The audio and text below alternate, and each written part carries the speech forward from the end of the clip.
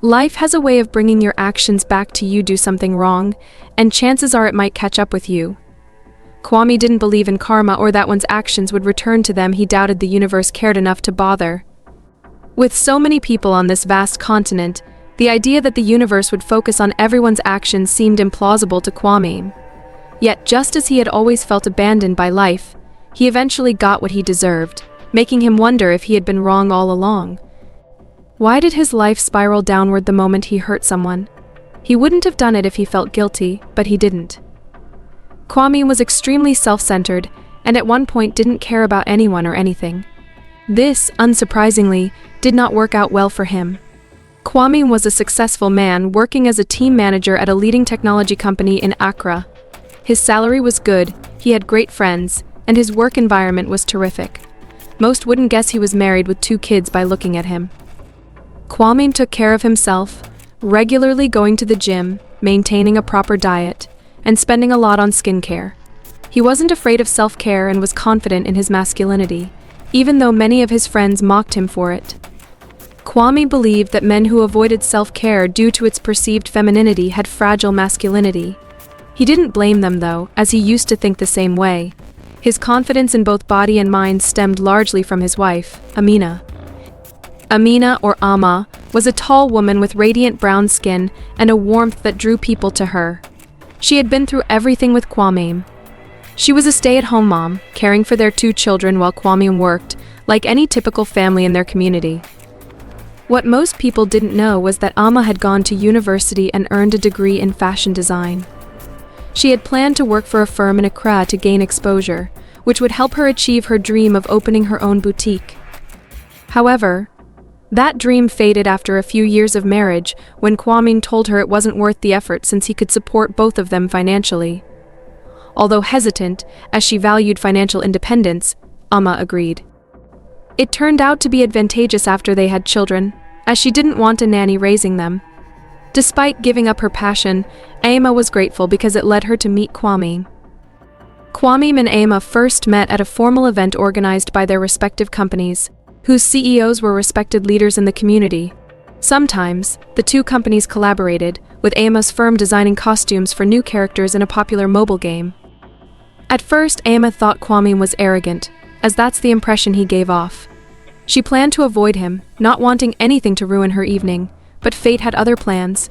Soon after deciding to steer clear, Kwame appeared right in front of her. He was part of the top team at his company, and Amma was part of the best team at hers. Both CEOs had arranged for the teams to meet, anticipating future collaborations. Kwame sat down next to Amma, sipping on palm wine and occasionally glancing at her. Amma was annoyed, thinking he was acting superior, but soon realized that his expression was naturally serious.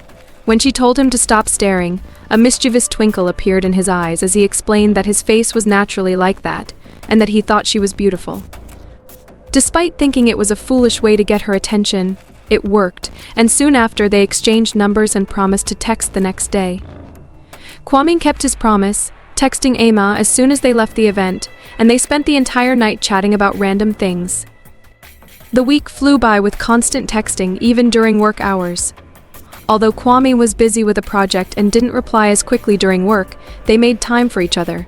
After a week of regular communication, they finally set up a date. Kwame initiated the date, and Amma was excited, knowing his plans would be top-notch. However, she didn't expect him to go so fancy so quickly. As expected, he planned a dinner at a fine dining restaurant in Accra, one Amma would have hesitated to enter on her own. Kwame wore a traditional white kaftan and black trousers, while Amma donned a vibrant blue dress made from kente cloth that perfectly accentuated her curves. When Kwame picked her up, he complimented her appearance, making her blush, a reaction he seemed to enjoy. They ordered jollof rice and grilled fish and spent the evening in a relaxed and comfortable atmosphere. Amma had never felt this at ease on a first date, and believed that Kwame's calm presence contributed to it more than her own feelings. The date went wonderfully, and they quickly planned a second one. Kwame was so charming that Amma fell in love with him quickly. Their relationship progressed faster than expected, but neither complained, feeling like they were meant to be together. After dating for about 2 years, Kwame proposed to Amma. The proposal happened in October, with the cool Harmattan breeze setting the perfect atmosphere. They had planned a beach date in Labadi, and as cliché as it sounds, that's when Kwame brought out the ring. It was chilly, and Emma, expecting a casual outing, wore her most comfortable outfit, a pair of shorts and her favorite tie-dye shirt. She felt slightly out of place when she saw Kwame dressed in one of his fancy traditional outfits, but not overly so. Kwame was known for his refined style. They walked along the beach after having a dinner picnic and watching the sunset when it happened. Amma was excitedly talking about a project when she noticed Kwame had stopped walking beside her. She turned to see him on one knee, holding a ring, his face glowing with happiness. Emma gasped, her hand flying to her mouth as tears welled up in her eyes. Kwame's proposal speech was so touching that even he teared up. Their engagement lasted about 4 months before they got married, with the preparations taking up most of their time. It was hectic with both of them working, but it was all worth it when Kwame saw Amma walk down the aisle. She looked so beautiful in her white dress that he couldn't believe his luck. Their first kiss and dance were so perfect that neither wanted the day to end. They finally got their happy ending and didn't think anything could make them happier. But there was. They had been trying to have a baby for a while, and when they finally succeeded, it was one of the most memorable days of their lives. After 3 years of happy married life, they were blessed with a son, Kwesi. He was such a calm child that raising him seemed easy, encouraging them to try again. Amma wanted a big family, while Kwame was content with 1 child, so they compromised on having 2. Their daughter was born when Kwesi was 3. Amma named her Amal, after her grandmother. Although 3 years younger than Kwesi, Amal had a dominant personality, but Kwesi didn't mind. He adored his baby sister and, even as a child, made sure to protect her, taking care of her better than Kwame and Emma had expected. They were proud of him. Amal was somewhat of a handful, often causing mischief but getting away with it through her adorable giggles. It took a lot of effort to manage her, but she was deeply loved, so it was never a problem. For almost a decade, they were a happy family, the kind you'd see in local TV dramas, always caring for each other, loving each other, and seemingly untouched by any hardships. But everything fell apart when Emma discovered that Kwame had been cheating on her for over a year with someone from work. The kids were 9 and 12 then, and Emma didn't want them to experience a broken family, so she endured and forgave Kwame at the time. She had no choice, having given up her job when the kids were born because she didn't want them raised by someone else. Kwame had supported her decision, encouraging her to be a stay-at-home mom for the kids' sake. It was difficult at first, with nothing to do all day, but Amma gradually adjusted, using her time to manage the house. However, this decision backfired when she found another woman's number saved with a heart in Kwame's phone. It seemed Kwame had forgotten to change his password, allowing Emma to snoop while he was bathing. She usually wasn't one to check her partner's phone, but something had been bothering her for a while. Kwame had started coming home late, smelling like a perfume Amma didn't use, and was always on his phone. When Emma tried to see who he was texting or asked about it, he became defensive and evasive, making her suspicious even though she didn't want to be. Of course, her suspicions were correct. The woman was someone Kwame constantly praised as a fantastic colleague. Emma had felt jealous and tried to communicate this to Kwame, but he dismissed her concerns, making her feel foolish for doubting him. When Emma confronted Kwame, he seemed genuinely apologetic and promised to stop seeing the woman Nandi. Emma wanted to believe him, but her love for him made it hard to let go. She tried to win back his affection, dressing better, getting her hair done, taking extra care of him and the kids, and doing everything she thought would please Kwame. However, she later realized she was doing too much for the wrong person. It wasn't her fault that Kwame cheated, it had nothing to do with her, but she let her insecurities take over. Things seemed to improve after that. The kids were unaware of what their father had done and continued to believe their family was perfect. Kwame returned to being a good husband and father, taking Amma out on date nights and spending time with the kids. He even took the family on a summer holiday to Cape Coast, which the kids called their best summer ever. Emma hoped this would last forever, trusting that Kwame wouldn't hurt them again. He stopped coming home smelling like another woman, spent less time on his phone, and prioritized his family. But good things don't last, and Emma learned the hard way that once a cheater, always a cheater. A year had passed since the incident, and the kids were now 10 and 13. That year had been one of the happiest of their lives, even if it was based on lies. Why lies? Because Kwame had returned to his old habits, rekindling his affair with Nandi as soon as he regained Ama's trust. For his plan to work, Ama needed to trust him completely, just like when they were first married. Ama didn't think Kwame could sink lower than he already had, but once again she was wrong. Kwame was selfish, and nothing Ama or the kids said or did could change his mind. Ama hoped that at least his love for the kids would make him reconsider, but they had no influence over his decisions. Kwame was the type to abandon everything for something new and exciting, something Ama had noticed in small things like dropping a project out of boredom, ditching friends for better plans, or discarding old things to make space for new ones. She never thought he could do the same with his family, but he did. After a year of seemingly happy life, Kwame started showing signs of boredom with his family, talking about needing something new and adventurous. That should have been a clear warning sign for Ama, but she chose to live in a world of possibilities and hopes. To her, the world was all rainbows and sunshine, always seeing the best in people, even when they were rotten, just like she had done with Kwame. Typically, when Kwame came home from work, he would hug the kids and ask about their day, but he stopped doing that.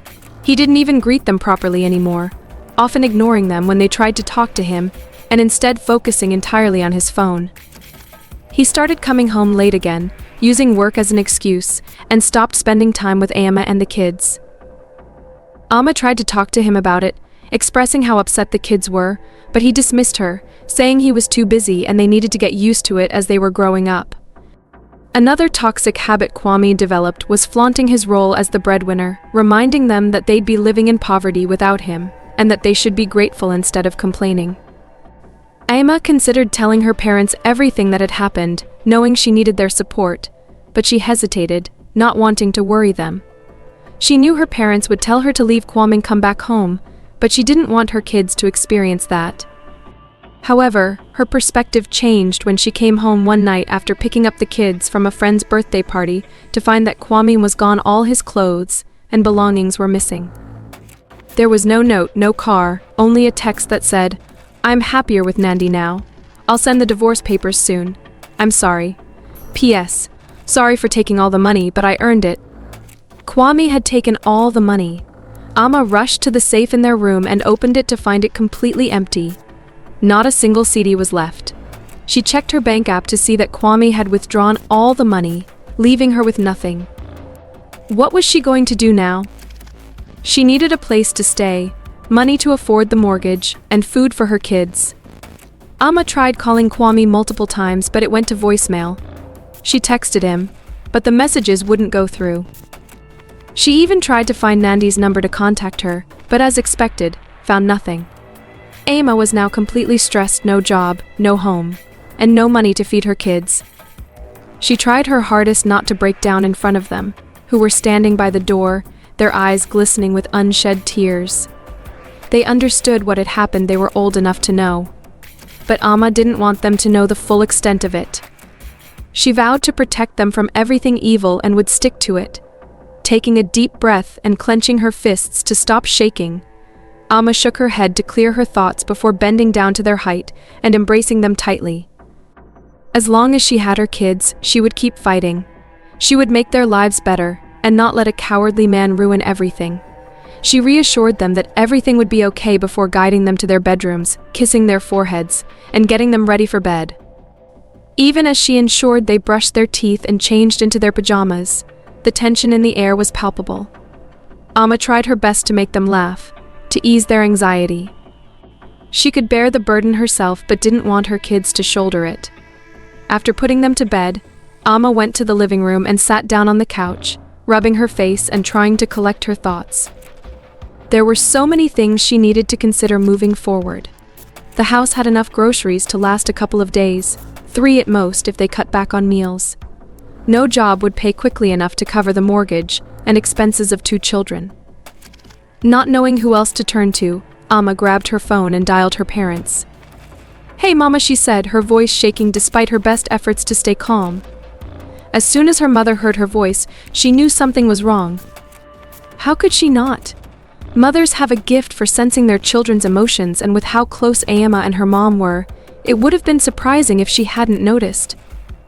They had always been close. Ever since Emma was a child, her mom made time to take Emma on daily walks, calling it their mother-daughter bonding time and doing everything she could to make the walk enjoyable. They tried new routes, played games, fed ducks, and got ice cream, anything to make their time together fun. On days when they both felt calm, they would talk about their day, their feelings, and any worries they had. Emma's mom never hid her emotions, though how much she shared with Emma depended on her age. As Emma grew older, their walks became less frequent, from daily to weekly, and eventually to every other week. But they never went more than 2 weeks without a walk. It became a routine, and it was hard when Emma moved out for university and later got married. The walks stopped, but they still made time to call each other frequently. Why Emma hadn't told her mom about her marriage problems was a mystery, but perhaps subconsciously, she felt it wasn't something they could discuss over the phone. She wanted to be with her parents in person, knowing they would worry. When her mom asked if she was okay, it was like a dam broke. Everything Emma had kept bottled up came flooding out, and she didn't know how to handle it. But she didn't need to. Her mom knew what to say and do. That was one thing Emma loved about her mom. She didn't need to be told how to react in a situation, she just knew.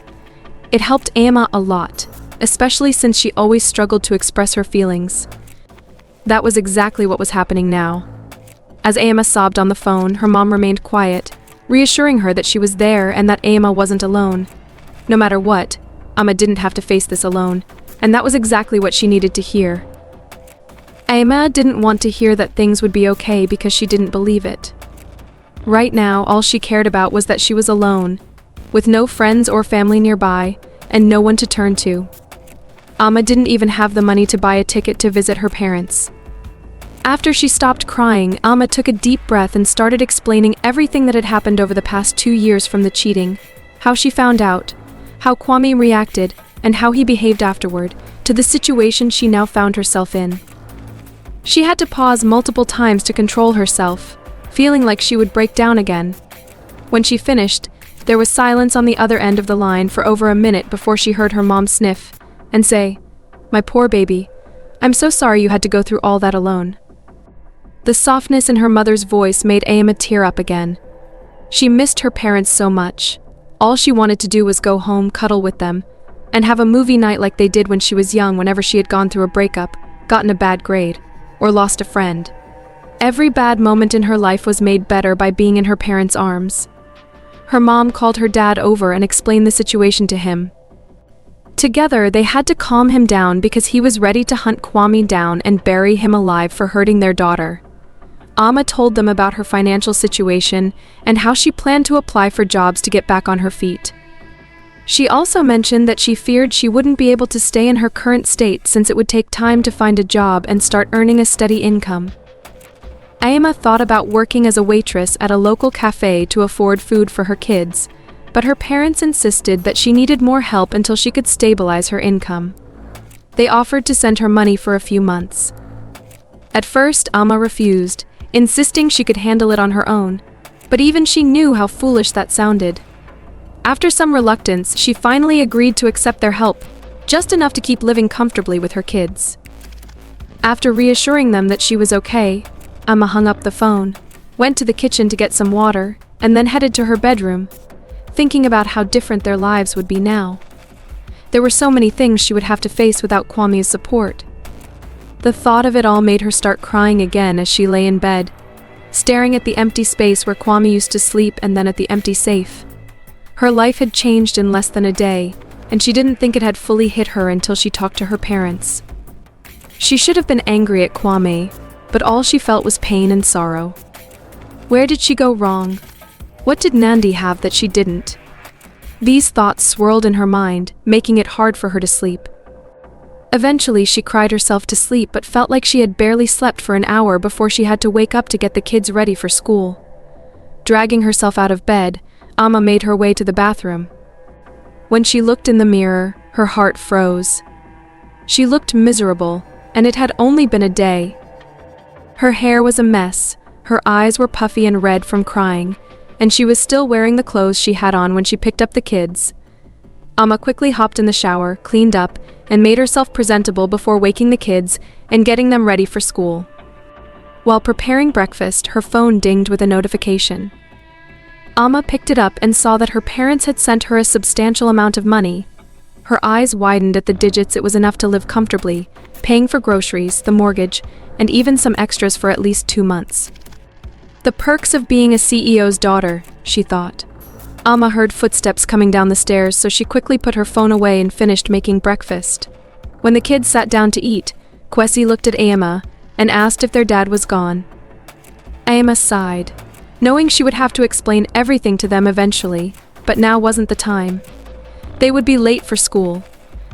So she told them that their dad had left for good, but reassured them that she would never leave them and would always protect them.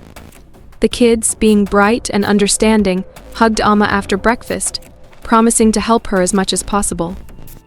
"Don't worry, Mama, we'll help and be strong," they said, nearly bringing Amma to tears. She hugged them tightly, telling them they were the best kids anyone could ever have, and that she was lucky to have them. After helping them put on their backpacks, Amma rushed them outside to catch the bus. Once they were gone, Amma sat down with her laptop and breakfast and started applying for jobs. She applied for multiple part-time positions while also looking for full-time jobs at fashion companies. However, luck wasn't on her side. Every fashion company she looked at had closed applications and wasn't hiring.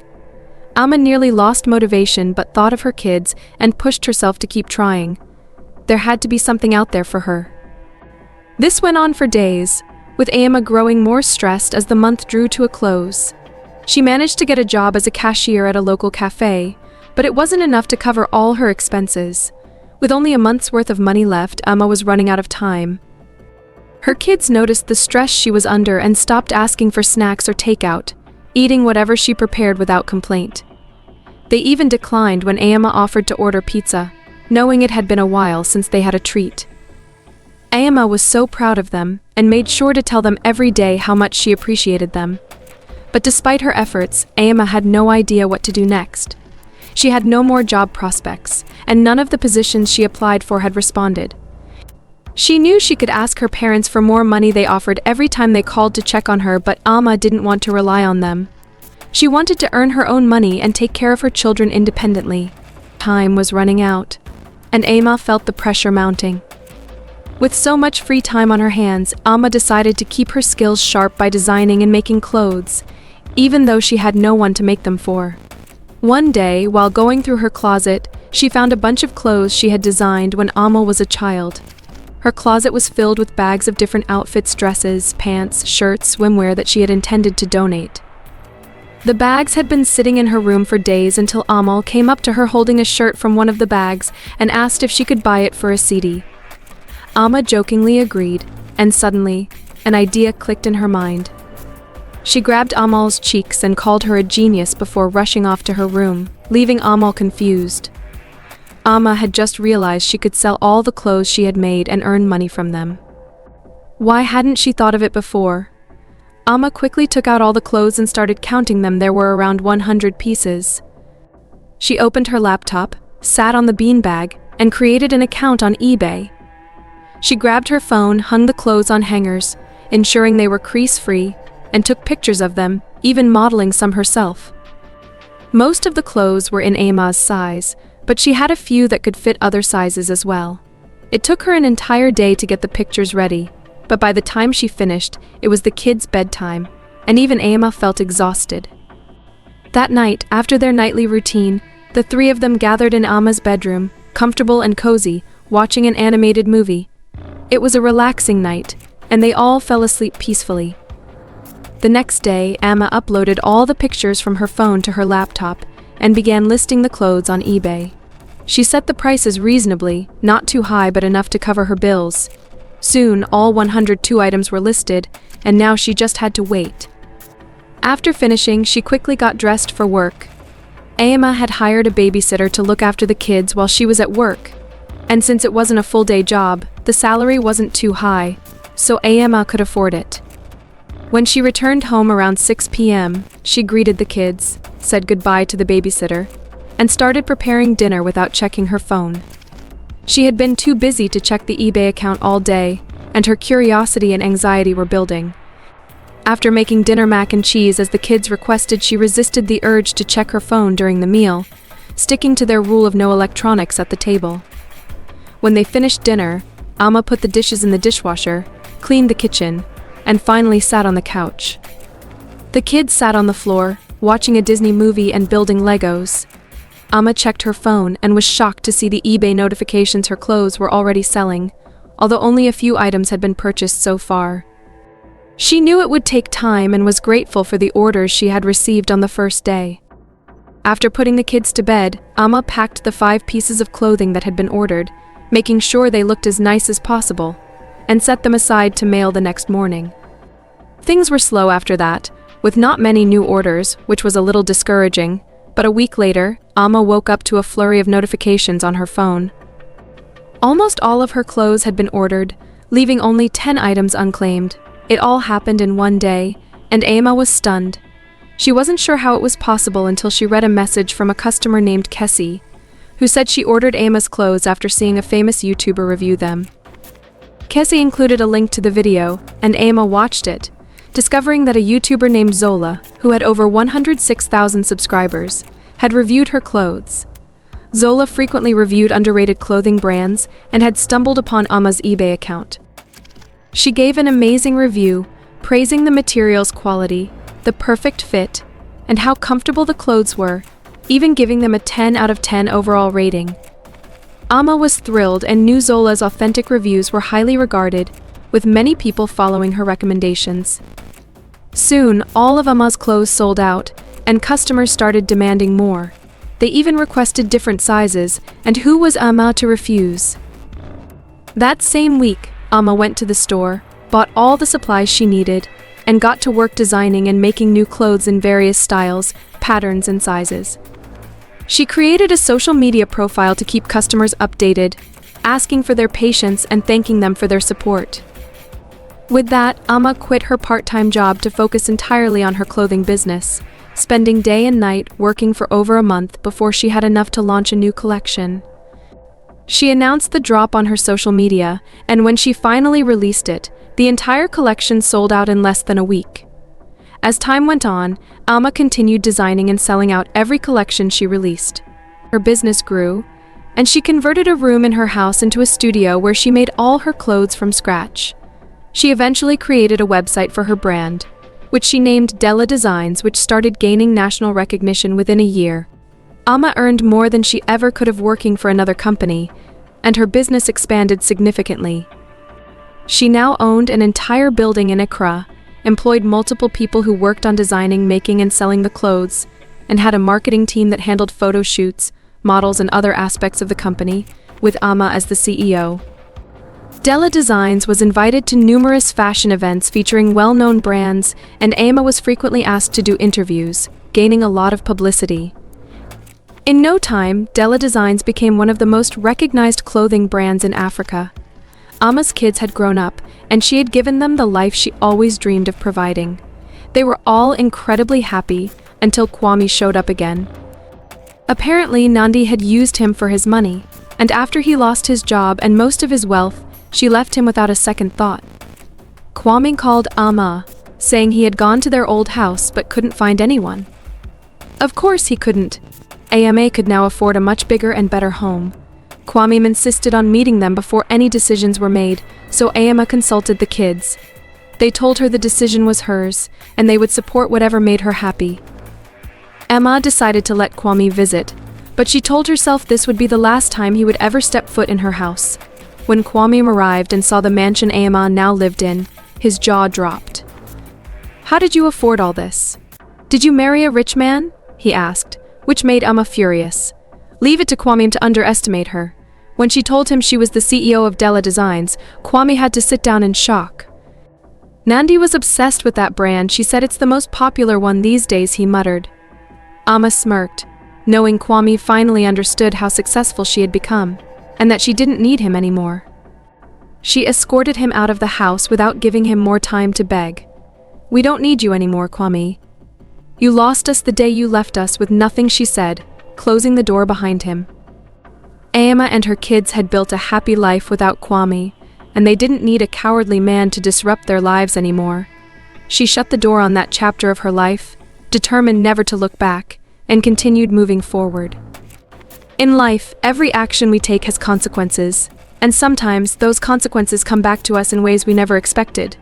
Kwame learned this the hard way when he abandoned his wife and children, taking everything with him in pursuit of a selfish desire.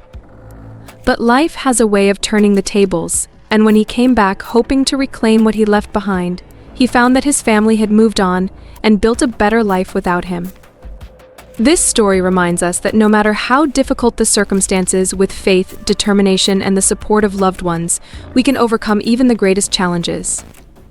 Ama's journey is a testament to the strength of the human spirit and the power of resilience. If this story touched your heart, please take a moment to reflect, subscribe to our channel for more inspiring stories, and remember to keep your faith strong. May Allah guide us all and grant us the strength to face life's challenges with courage and grace.